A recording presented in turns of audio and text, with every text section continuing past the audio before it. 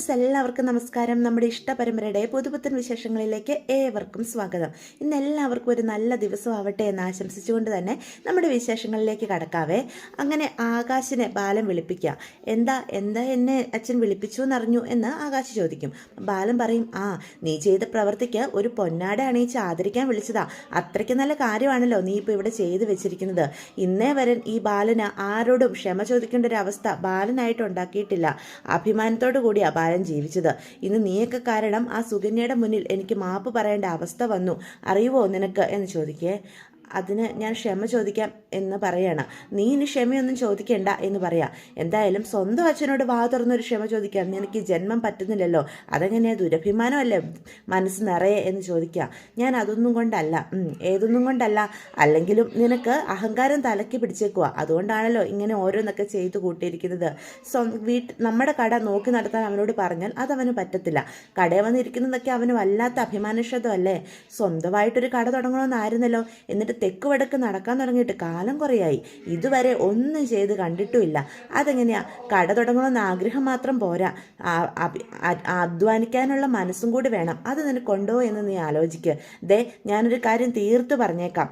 ഇന്ന് വന്ന് കയറിയതുപോലെ ഇനി മദ്യപിച്ച് ഈ വീട്ടിൽ കയറി കഴിഞ്ഞാൽ പിന്നെ നിനക്ക് ഈ വീട്ടിൽ സ്ഥാനമില്ല. എന്ന് പറയുമ്പം ഒന്നുകൂടി നീ മനസ്സിലാക്കിക്കോ. ഗോമതി സ്റ്റോഴ്സിലും നിനക്ക് സ്ഥാനമില്ല. പിന്നെ നിന്റെ ഭാര്യയ്ക്ക് ജോലി ഉള്ളതുകൊണ്ട് കുഴപ്പമില്ല. ഭാര്യയുടെ ശമ്പളത്തിൽ നിനക്കും ജീവിക്കാം. നിന്റെ വരുമാനം അതോടുകൂടി നിലയ്ക്കും. നിനക്ക് പറഞ്ഞത് മനസ്സിലായോ? ഈ വീട്ടിൽ, ഈ ദേവമംഗലത്ത് ധർമ്മനും സുകന്യ ഉണ്ടാവണം. നീ കാരണം അവരിവിടുന്ന് വീട് വിട്ടു പോകാൻ ഒരിട വരികയും ചെയ്യരുത്. അങ്ങനെ ഒരു സാഹചര്യം വന്നു കഴിഞ്ഞാൽ എന്താ ചെയ്യുക എന്ന് ഞാൻ നിന്നോട് പറഞ്ഞു കഴിഞ്ഞു എന്നും പറഞ്ഞ് ബാലൻ അവിടുന്ന് കയറിപ്പോവാട്ടോ. അപ്പോൾ ബാലനും ആകാശം തമ്മിലുള്ള സംസാരം എല്ലാം നമ്മുടെ മീനാക്ഷിയും കേൾക്കുന്നുണ്ടായിരുന്നേ. അവളും തിണ്ണയിൽ നിൽക്കുന്നുണ്ടായിരുന്നു. ഇവർ മുറ്റത്ത് നിന്നാണ് സംസാരിക്കുന്നത്. പക്ഷേ ഇവർ രണ്ടുപേരും മീനാക്ഷിയെ കാണുന്നില്ല. അപ്പോൾ ബാലൻ വീട്ടിലേക്ക് കയറാൻ തുടങ്ങുമ്പോൾ തന്നെ നമ്മുടെ മീനു അകത്തേക്ക് കയറി പോവുകയും ചെയ്യും. അപ്പോൾ മീനുവിനും ബാലൻ്റെ സംസാരം ഒത്തിരി സങ്കടം വരുത്തുന്നുണ്ട്. അവൾ അവിടെ മാറിയിരുന്ന് ഇങ്ങനെ കരയുക. അപ്പം ഇത്ര അടുത്തേക്ക് ചെല്ലുക. ചേച്ചി എന്താ ഇവിടെ വന്നിരിക്കുന്നേ? അയ്യോ, ഞങ്ങളുടെ ചേച്ചി കരയുവാണോ? ഞങ്ങളുടെ മീനു ചേച്ചി നല്ല ബോൾഡല്ലേ, എല്ലാ കാര്യവും ബോൾഡായിട്ട് തീരുമാനം എടുക്കുന്ന മീനു ചേച്ചി ഇങ്ങനെ നിസ്സാര കാര്യത്തിനൊക്കെ തകർന്നു പോയി കഴിഞ്ഞാൽ അത് എങ്ങനെയാണ് ശരിയാവുക എന്ന് ചോദിക്കുക. എനിക്ക് സങ്കടം കൊണ്ട് കണ്ണ് നിറഞ്ഞത് മിത്രേ എന്ന് മീനു അപ്പം പറയേ. അങ്കിൾ പറഞ്ഞത് കേട്ടിട്ടാണെങ്കിൽ അതൊക്കെ വിട് ചേച്ചി. അങ്കിളുടെ സ്വഭാവം ചേച്ചിക്കും അറിയാവുന്നതല്ലേ. മനസ്സിൽ വെച്ചുകൊണ്ടൊന്നും പറയുന്നതല്ല. അപ്പം തോന്നുന്ന കാര്യം അപ്പം വിളിച്ചു പറയും, അല്ലാതെ അതിലൊന്നുമില്ല എന്ന് പറയാം. എനിക്കറിയാം മിത്രേ, അച്ഛൻ ഇവിടെ പറഞ്ഞ കാര്യങ്ങളൊക്കെ ആശ നന്നാവാൻ വേണ്ടി തന്നെ പറഞ്ഞതാ. അച്ഛൻ പറയുന്നതിലും കാര്യമുണ്ട്. പക്ഷേ അച്ഛൻ പറയുന്ന വാക്കുകൾ ആകാശിനെ ഒരുപാട് വേദനിപ്പിക്കുന്നുണ്ട്.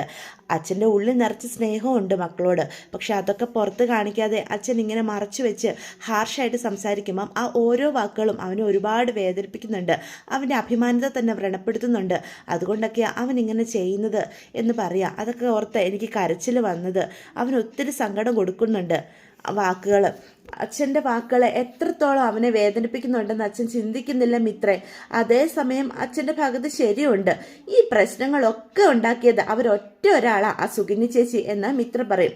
അത് നീ വീട്, അവരെ എങ്ങനെ കുറ്റം പറയുന്നത്? നമ്മൾ ആകാശ് ചെയ്തത് ശരിയാണെന്നാണോ നീ പറയുന്നത്? ആകാശേട്ടനെ ഞാൻ ന്യായീകരിക്കുമൊന്നും അല്ല ചേച്ചി. എന്നാലും ഇത്രയും ഒരു പ്രശ്നം ഉണ്ടാക്കേണ്ട കാര്യം അവർക്കില്ല. ആകാശേട്ടൻ അല്പം മദ്യപിച്ചു, അതിൻ്റെ പേരിൽ സുകന്യ ചേച്ചി ഇവിടെ എന്തൊക്കെയാണ് കാട്ടി കൂട്ടിയത്? കൊച്ചച്ഛനെയും കൂട്ടി ഈ വീട് വരെ വിട്ടിറങ്ങുമെന്ന് അവർ പറഞ്ഞില്ലേ? അതുകൊണ്ടല്ലേ അങ്കിളിന് ആകാശേട്ടനോട് ഇത്രയ്ക്കും ദേഷ്യം തോന്നിയേ? അവരോട് ഇതിൻ്റെ പേര് വഴക്കിനൊന്നും നീ പോകരുത് മിത്രേ എന്ന് മീനാക്ഷി പറയും. അക്കാര്യം ഉറപ്പ് പറയാനൊന്നും പറ്റില്ല. അവരത്രയ്ക്ക് നമ്മളെ വെറുപ്പിക്കുന്നുണ്ട്. മോളെ, ചേച്ചി നമ്മുടെ മാമൻ്റെ ഭാര്യയാണ്. നമ്മുടെ മാമന് വേണ്ട ജീവിതത്തിനും വേണ്ടി നമ്മൾ അതൊക്കെ ക്ഷമിക്കുകയും സഹിക്കുകയും വേണം. എൻ്റെ ഈശ്വര, അവർക്കാരെങ്കിലും ഒരു നല്ല ഉഗ്രം പണി കൊടുത്തിരുന്നെങ്കിൽ.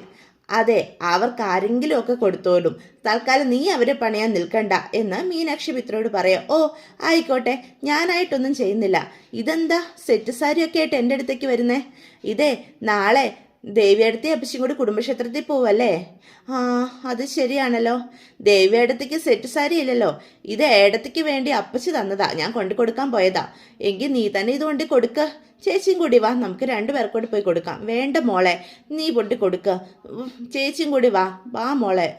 ഇല്ല, നല്ല മൂഡിലല്ല മോളെ ഞാൻ. ആകാശ് ആ റൂമിലുണ്ടായിരിക്കും. ഞാനൊന്ന് പോയി സംസാരിക്കട്ടെ. ഇപ്പം ചിലപ്പോൾ എൻ്റെ വാക്കുകൾ അവനൊരു സമാധാനം കൊടുത്താലോ. ആകാശിനെ വേദനിപ്പിക്കണം എന്ന ഉദ്ദേശ്യത്തിൽ അല്ല അങ്കിള് പറഞ്ഞത്. എങ്കിലും ആകാശിന് അച്ഛൻ്റെ വാക്കുകൾ ഒരുപാട് വേദനിപ്പിച്ചുണ്ടാകും ഇത്രേ.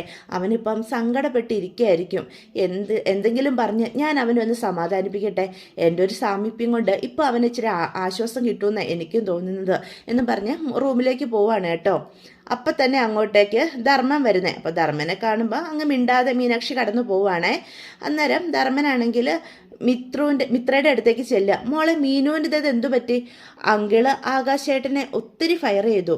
അളിയനോ? എന്തിന് എന്ന് ചോദിക്കുക. എന്താ കാര്യം എന്ന് മിത്രയോട് വീണ്ടും ചോദിക്കുക.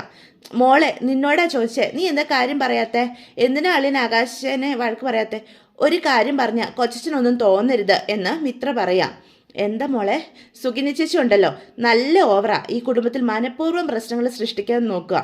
ആകാശേട്ടൻ്റെ ഭാഗത്തു നിന്ന് ഇനി എന്തെങ്കിലും പ്രശ്നം ഉണ്ടായാൽ ആ നിമിഷം കൊച്ചച്ഛനെയും കൂട്ടി ഈ വീടും വിട്ട് ഇറങ്ങിപ്പോകുന്ന സുഗിനി ചേച്ചി ഇൻഡയറക്റ്റ് ആയിട്ട് ഭീഷണിപ്പെടുത്തിയതുകൊണ്ടാണ് അങ്കിള് ആകാശേട്ടനെ ഇത്ര അങ്ങോട്ട് ഫയർ ചെയ്തത്. എന്തൊക്കെയാണ് ആകാശേട്ടനോട് പറഞ്ഞത്?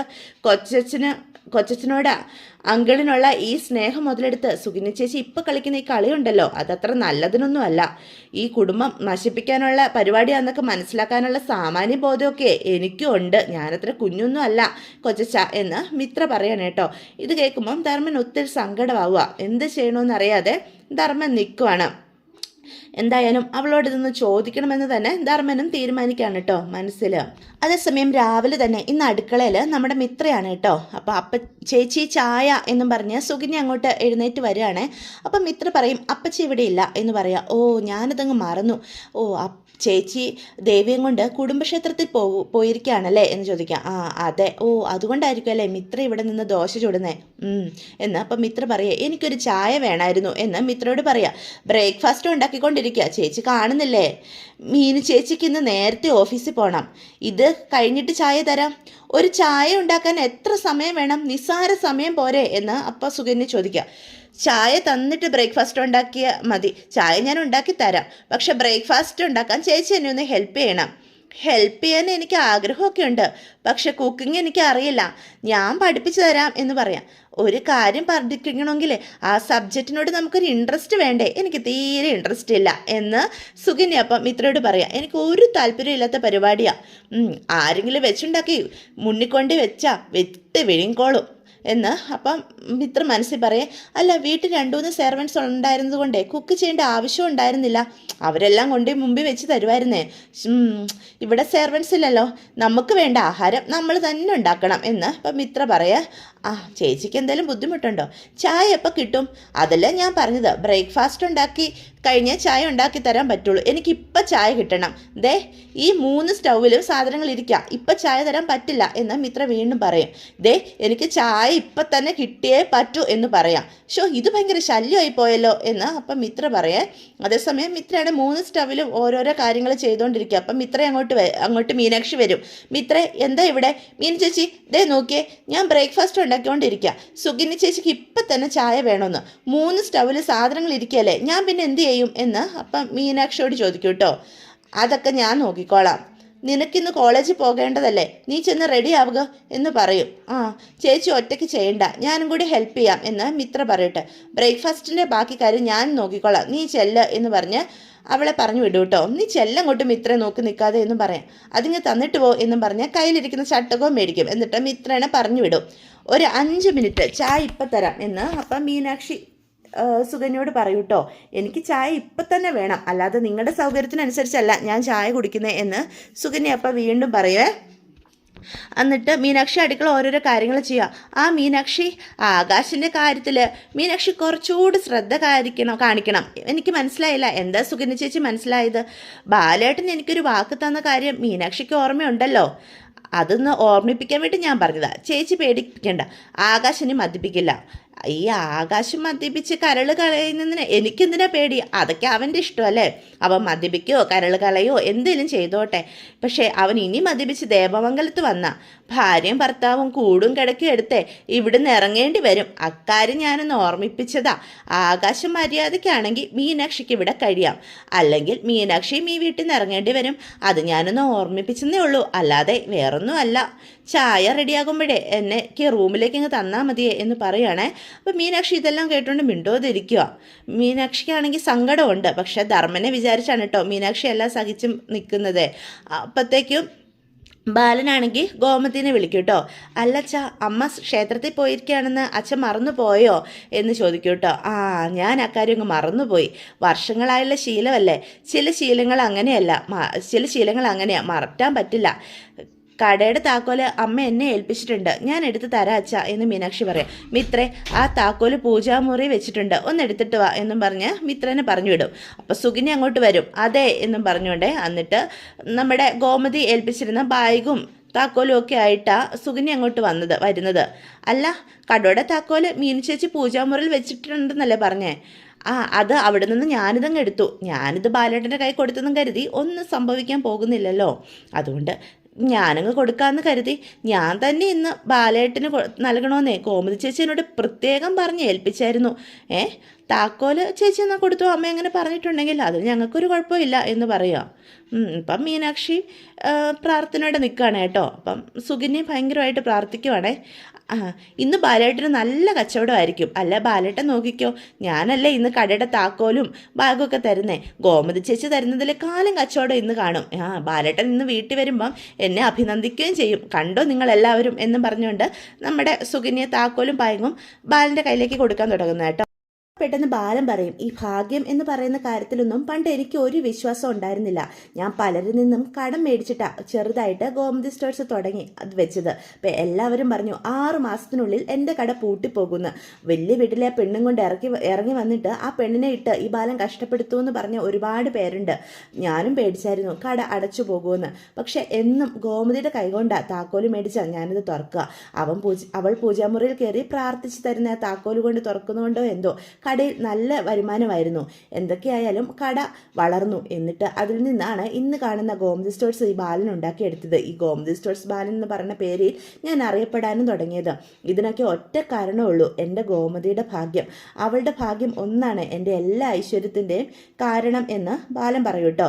അത് കേൾക്കുമ്പോൾ മീനുവിനും മിത്രയ്ക്കൊക്കെ ഒത്തിരി സന്തോഷവും. എനിക്ക് സംബന്ധിച്ച് എനിക്ക് ഏറ്റവും രാശിയുള്ള കൈ എൻ്റെ ഗോമതിയുടെ കൈ തന്നെയാണ്. വേറെ ആര് എന്തൊക്കെ തന്നാലും എനിക്ക് അതിനോളം വലുതായിട്ട് ഒന്നുമില്ല എന്ന് പറയാം. അല്ല, ബാലേട്ടനെ പോലൊരു ഭർത്താവിനെ കിട്ടിയതാ ഗോമതി ചേച്ചിയുടെ ഭാഗ്യം. അല്ലല്ല, ഗോമതിയെ പോലൊരു ഭാര്യയെ കിട്ടിയതാ എൻ്റെ ഭാഗ്യം എന്ന് ബാലനപ്പം പെട്ടെന്ന് തിരുത്തി പറയേ. വീണ്ടും തേഞ്ഞു എന്ന് അപ്പം മിത്ര മീനാക്ഷിയോട് പറയും. ആ സമയം തന്നെ ആകാശം അങ്ങോട്ട് വരുന്നത് കേട്ടോ.